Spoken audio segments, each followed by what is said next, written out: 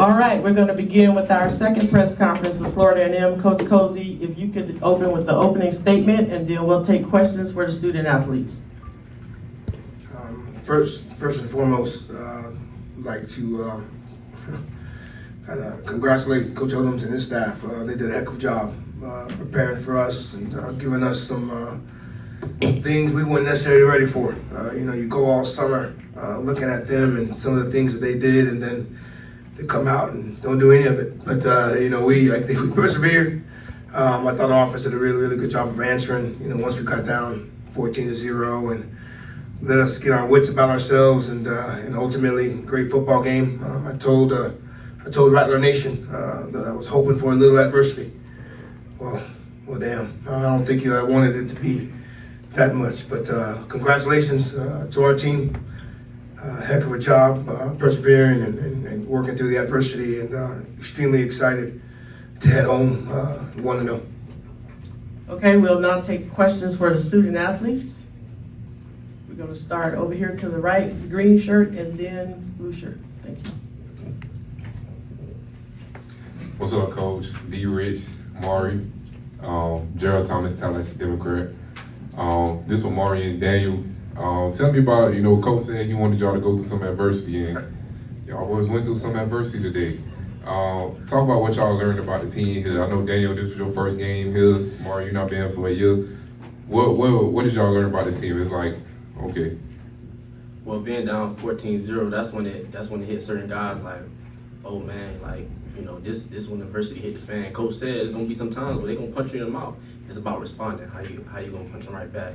And at the end of the day, I felt like, we were calm. We were very calm. A lot of guys, we had a veteran line. A lot of guys have been there before, and they said last year on the sideline, and we'd have been in this position. Last year in Atlanta, I wasn't on the team, but they were down 14-0 as well in the championship game. So, I felt like we came out, we started off slow, but we were able to pick back up. Yeah, for the most part, exactly what he said. Like, I was on that last year team, national championship. We down 14-0, but we just look at each other like, y'all know we gotta go do it. We gotta go fight. We gotta go grind. We gotta go work a little harder. So that's all it was. Though we don't really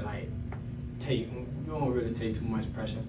Take the pressure and ride with it. You feel me? Kendrick. Yeah, I'm Kendrick Marshall, SWAC Sports. This is for Daniel. You started out the game 1 for 3, 10 yards. You finished the game with 286 yards, 3 touchdowns, games MVP. Was it a matter for you just settling down after those first couple of drives to really get yourself in rhythm and kind of get comfortable out there? Yeah, it was just, just getting in the rhythm, getting to the playmakers. That's what it was. I wasn't really trying to rush everything, just getting the kinks out.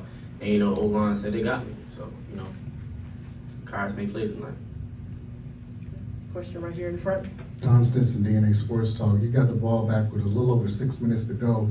You've been passing the ball most of the game. What was the mindset and the huddle like, knowing that you had to play ball control? Well, Coach Cozie came over there and was like, we're going to pound them. And, that's what we did. And we just, managed the game. When we were second and long, we had to I threw a little out route to him. And, we made it happen after that. And, we just kept going. Can you repeat the question? I thought it was Right. Are you good? my bad. Macy, you heard Crush Sports Talk. This is a question for Daniel. Talk about having a playmaker like two in just any kind of situation, knowing that you can give him the ball, he's gonna make a play for you. I feel like he's special. I mean, especially in practice, he'd be like, man, give me the ball, be open. Just little stuff like that. But I feel like all our guys can make plays. He made plays tonight, but all our guys, can make plays. It's all love, though. I don't be screaming at him. Like, hey, I'm open. It's That's all it is. You don't be screaming at him. That's my dog, though. Yeah. Mr. Richardson, Troy White, Fat Mouth Sports. There was a key play. You stared down the blitz and threw the wide receiver screen. Was that something that you were seeing that was a possibility throughout the game, or did you game plan for it? What came about? What made you be able to make that particular play? We just on the sideline we drew up because they brought a different bunch of pressures tonight that we didn't go over. We went over and we seen it before, but they came out played different fronts, odd front that we haven't seen on film, and when coach made adjustment on the sideline, they bring that pressure, just be ready to dump it down, and that's what we did. Jake McDonald, Call 360 Sports. Daniel, did you think you would have to throw the ball 30 times the game? And Jamari, were you happy that he had to throw the ball 30 times? I mean, you know, at the end of the day, we play complementary football. You know, we got to be able to run the ball, open up, and got to be able to throw the ball. So I feel like we did that. Hey, I feel like the game plan was great. Hey, throw the ball, throw the ball, throw the ball. You know, that's what I do. I go block sometimes, but they pay me to throw the ball. You feel me? Catch the ball. So, yeah, I feel like the game plan was great. We're gonna go over here to your right in the black shirt. Justin Favors, Tomorrow Leader Sports Network, right in front of you. This is a question for Jamari. Was there any matchup that you seen on film that was favorable, considering you got to the end zone twice with over 100 receiver yards? Favorable matchups. Not being cocky, but I just go out there and play my game. I don't really look at who in front of me. I just go be me. And hey, I'm a dog, so you got to come with it. You feel me? A whole game, like you said, you got 4 quarters.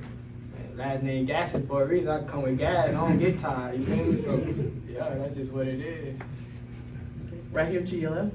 Jared Hoffman, HBCUsports.com. Daniel and Jamari, you know, you guys this is your first game together and you look pretty good, I'd say, you know, so two-parter, how good do you guys think your connection is right now and how much better can it get as the season progresses? We're going to be great. Literally, I know I played him my freshman year when we was at Buffalo. He was at Central Michigan and he ran for 200 yards against us, so I already knew like who he was and what potential he had. I already knew he was a gamer. I know I'm a gamer, so like, you know what I'm saying? We dogs. We just gonna go out there and play and do what's best for the team. So I think it just pay off from the summer workouts, you know, just, you know, before practice, get some routes in and just building that chemistry. That's all it is. Okay, blue shirt right here. Yes, my name is Rocky Miller with HBCU Coach's Corner. You guys, Coach Cozie, I want to congratulate you on the victory. You, Daniel, and you as well, Mark. Coming into the game, you guys had a new head coach, new offensive coordinator, new defensive coordinator. It seems like at the beginning of the game, you guys were searching to find what your true identity is as a team. And anyone who wants to answer can answer this question. Going into the game, what did you think your identity was going to be? And then coming out of this game, what do you think your identity actually is? Just the players. Just the players. Well, identity going to the game and identity finish the game is like we just always gonna finish. We're always gonna work. You know what I'm saying? Ain't really too much to it. We got a game plan. Like you said, they came out something different, but we stick to our game plan. We made a little tweaks, but we stick to our game plan. He said it best. Appreciate it, brother. Over here in the back. Alyssa Cooper with the FAMU, and this is for Richardson and Gassett. With you guys being down early in the game, having to go on the road in a neutral site game and having to face adversity early and being able to adapt, how do you feel like that's going to help your confidence throughout the season, and especially being able to come home next weekend and play at home at Bragg? Well, first thing, we don't lose at Bragg. That's number one. Fast. But I will say, you know, watching film, we have to start faster on both sides of the ball and special teams. And, you know, when you start fast, we get in the rhythm. I don't think nobody can stop us. Final 2 questions in the back. First with Vaughn, and then the lady in the back.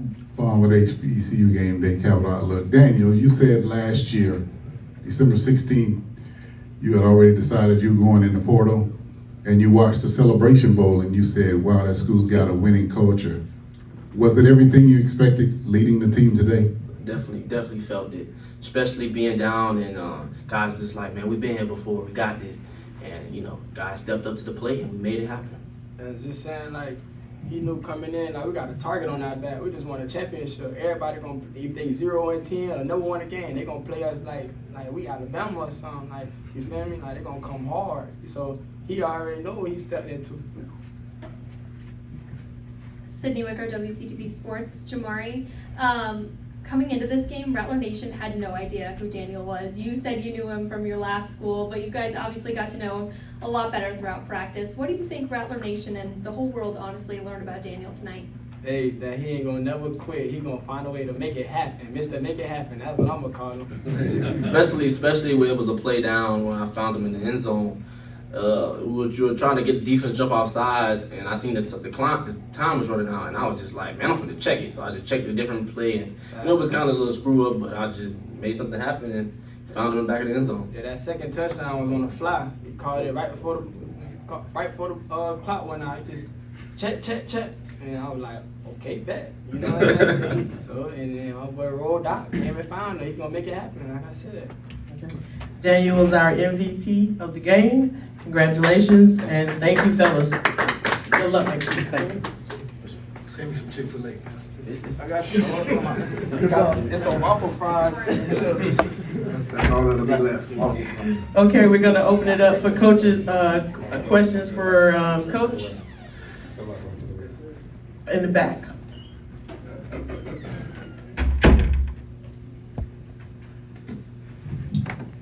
Coach, obviously being in Atlanta is nothing new to FAMU. You guys were just here, won the title here. What is it about Atlanta that's so special when it comes to HBCU athletics? You guys get a chance to have this platform and just this experience with these guys as well. What does it all mean being here? Well, I think we call it the second Tallahassee is what we think we call it. Ain't that, Vaughn? Is that what we call it? Obviously, a lot of alumni here. And Atlanta is the place you have to come to win the championship. So, I mean, it just happens to be that. Getting a chance to start here and hopefully end here. That's kind of been the motto since taking the job in late January. So, exciting place. It was great atmosphere. A little bit closer than I wanted it to be, but obviously being on the right side of it is always a blessing. Over Coach, to your right, Coach. Earl Kitchings, quarterfinal back awards. Could you speak to your thoughts about the leadership of Daniel today, coming in as a new quarterback, although he had experience, but could you speak to his leadership for leading FAMU starting today? Well, to me, tonight, I think he just did his job. It wasn't a whole rah-rah speech. It wasn't any of that. It was just a man, we had a game plan. Obviously had to make some tweaks when you got down 14-0, and he was doing what was asked of him by our offensive coordinator and our quarterback coach, right?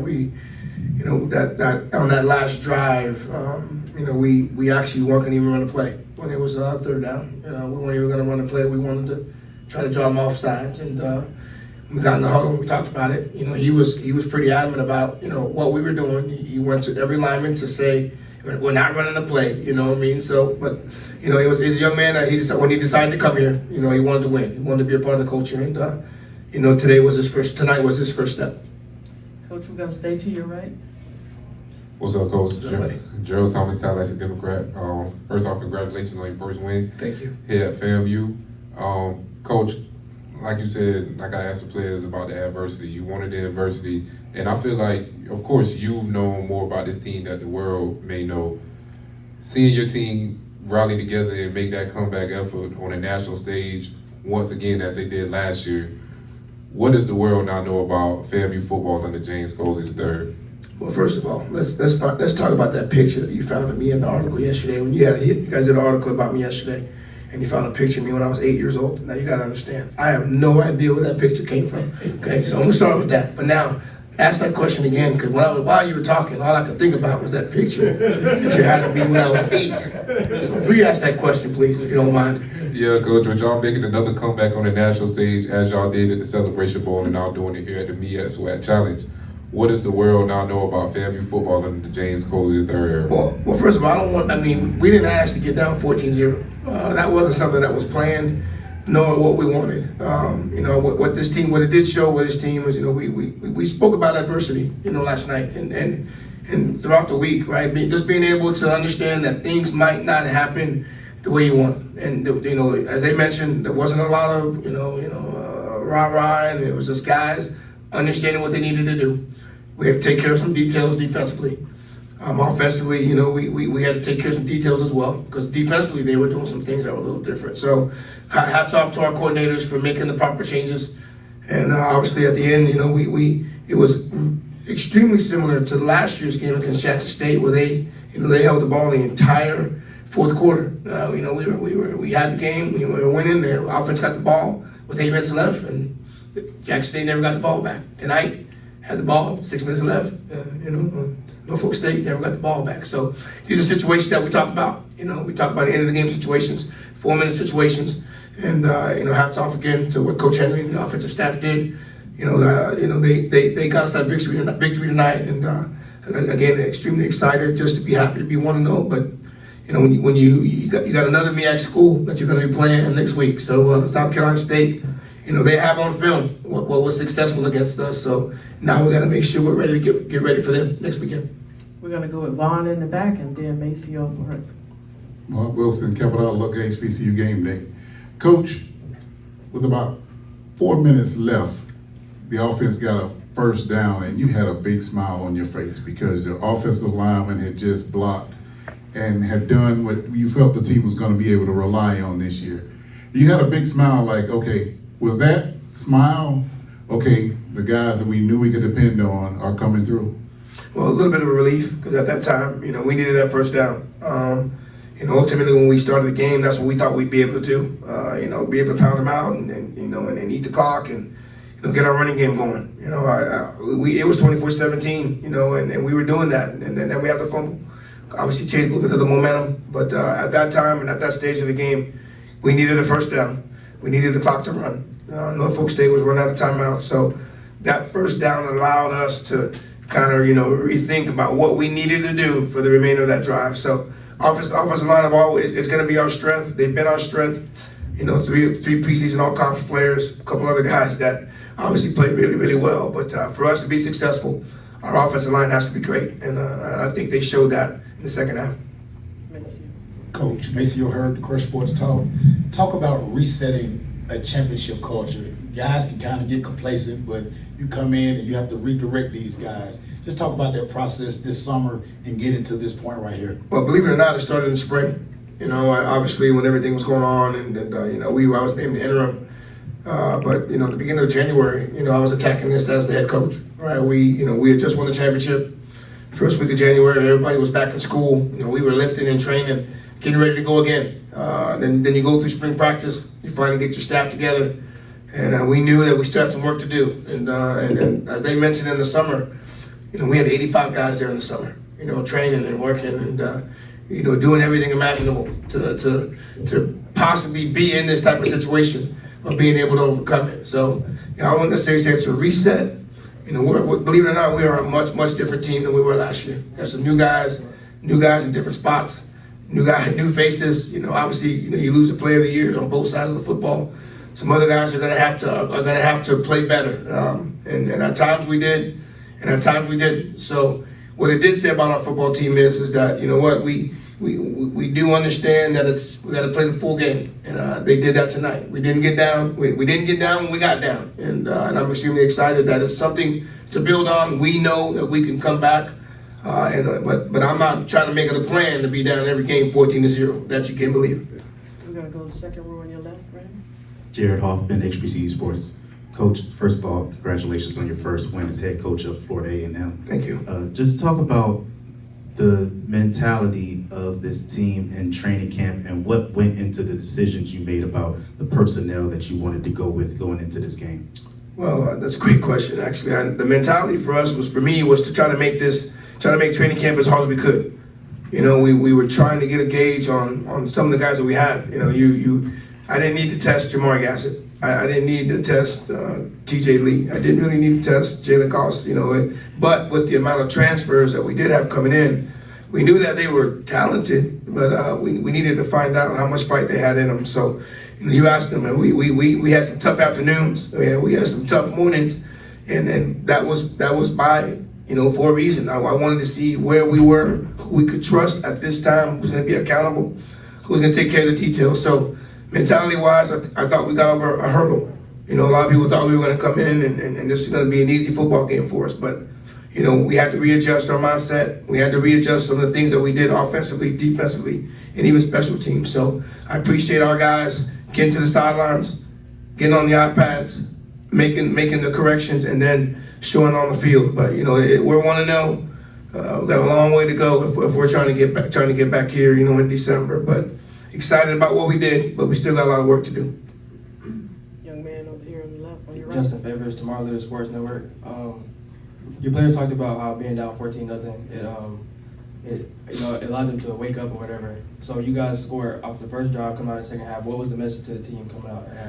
Well, we talked about the middle eight, and when we discussed the middle eight, we talked about the last 4 minutes of the second quarter, and then the first 4 minutes of the third. And we had a chance at the end of the second quarter to get some points. and we didn't. We failed in our 2-minute attempt, but when we got to the locker room at half, we talked about being able to go down the field. We had some things that we thought we could do offensively, and again, it was important for us to grab the lead and just to show that you guys come in halftime, work on our corrections, and it's always great to talk about it in the locker room and then get it then to transfer into the field. So it builds confidence in the coaches, it builds confidence in the players. We had different guys at different moments make some really, really good plays, and so again, it's week one. We still got work to do, and I'm hoping, I can't wait to get back to work tomorrow so we can get ready for next week.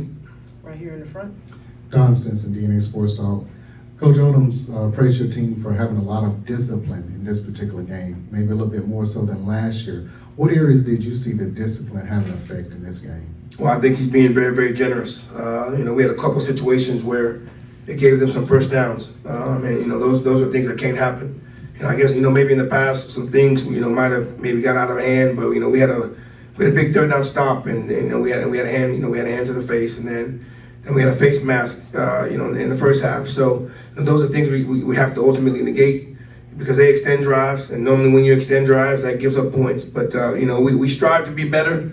I don't necessarily know how many penalties we may have had, but we had two. It comes to mind, and that's 3 too many, right? So we continue to work on that. We'll do some running and do some disciplines for some of those things that happened tonight. But it's things we can learn from. It didn't cost us tonight, but ultimately it could cost us later. So ultimately, I'm always going to feel that we need to be better with our discipline. We're going to go to your right over here, Coach. Yeah, I'm Ken March, SWC Sports. Coach, you walked out of the tunnels to football fields an unknown number of times. How was this walk out from the tunnel to the field tonight different? And how was that walk from the field after a win different? Say that one more time. I said, how was it different walking out on the field tonight, being the first year head coach, considering the journey you took to get here? And how was it different walking off the field tonight knowing you had your first win as head coach at Florida A&M? Well, I'll tell you this. My first 2 years, I was in charge of the captains, so I would walk the captains to the 50. You know what I mean? Tonight, I had to run. Yeah, they're very different, right? I'm not used to running from one side to the other, and I do that sometimes. Just not as a head coach. That's probably the first part for me. Secondly, it was little butterflies. Lots of butterflies in there, and obviously excited to see our fan base. My family was in the stands, and but the best part was walking off 1-0. And that's something that you strive for. And again, I won't be able to relive that moment ever again. But it was exciting for me, excited for the team, excited for the staff, excited for the president, everyone affiliated with our program, Rattler Nation. We got a lot of people come and watch this football game. We had a lot of people watching this football game on TV. So I think the MEAC SWAC Challenge was the #1 ticket tonight, and that's great to see and great to hear. Okay, we got our final 2 questions. We're going to go with Coach Johnny, and then we're going to go with Jake. Hey, Coach, how you doing? Doing well. HBCU Coach's Corner. We'll get you next week. Yes, sir. But, of course, the victory was great and sweet, and that's what it's all about at the end of the day. But giving up 257 yards rushing, you can't do that each game and talk about national championship. Of course. And I know you got to get back and watch film. What was really happening, because you guys were getting caught up in the mixed direction. Right. And once they popped through the first line, then, the secondary had to catch them and they had to make one miss. Do you know now what was the issue, or of course that's a whole bunch of yards to give up rushing? Well, I mean, the standard of our defense, you got to stop the run. We can't have the success that we need to have if we don't stop the run. And over the last 2 or 3 years, we've been one of the best in the country. Norfolk was giving us some unbalance. They were moving the line around on us. We call it an ox front, and when you do that, people can get out of gaps. And that first long run, they put us in ox, and then they countered with the guard and the center, and we didn't have enough. And then the running back made a great move, to get the spring, and it went about 82 yards. So, for us, I thought we might have been moving a little bit too much. We normally line up and just, and we just take gaps. And I think we were moving around a little bit too much, especially with the ox and the unbalanced stuff that they were doing. You now have to slide, D-lineman, you got to change your gaps. And we weren't recognizing that. So, things to grow, things to work on. I'm not going to tell you that we worked on Ox a heck of a lot, because that's not what they did, right? And then obviously, you know, looking at a guy that was at another program before, so hats off to them. But I thought they did a really, really good job. And ultimately, what happens when you do things poorly, now well, you wonder what South Carolina State's going to do to us next weekend. You already know they're gonna see if we have that fixed or not. So, but I thought we moved around too much on the defensive line, where normally we play gaps, right? And obviously they did a good job game planning. And but we got some things we got to work on. We know that, and you're right. If we're going to continue to give up 200 yards a game rushing, I don't think we're going to be lucky enough to be winning the game like we did tonight. Find a coach. Question right here in front. Coach Jake McDonald, Core 360 Sports. Usually in the last quarters you start gaming out scenarios. What would happen if? Your scenario for the point after try and then the two-point conversion. Did you welcome that 2-point conversion? What was going through your mind when you saw that? Well, I mean, we knew that since we were offsides, that the likelihood of them going for 2 was going to happen. You know, Coach Odom's called timeout. You know, I thought that was a good move. You know, we called a defense that we thought they were going to run a QB, something with the QB, and we got lucky on that one. You know, we got a chance to get. We had our guy won the one-on-one battle with an amazing tackle. You know, but you know, we don't want to be offsides on the extra point. You know, but I mean, again, the other scenario was what it was. Defensively, we did a good job, and we didn't give up the 2 points. And you know, I guess obviously that was the difference of the game. Coach, thank you, and good luck the rest of the season. Thank you, everyone, and safe travels back, please, to everyone.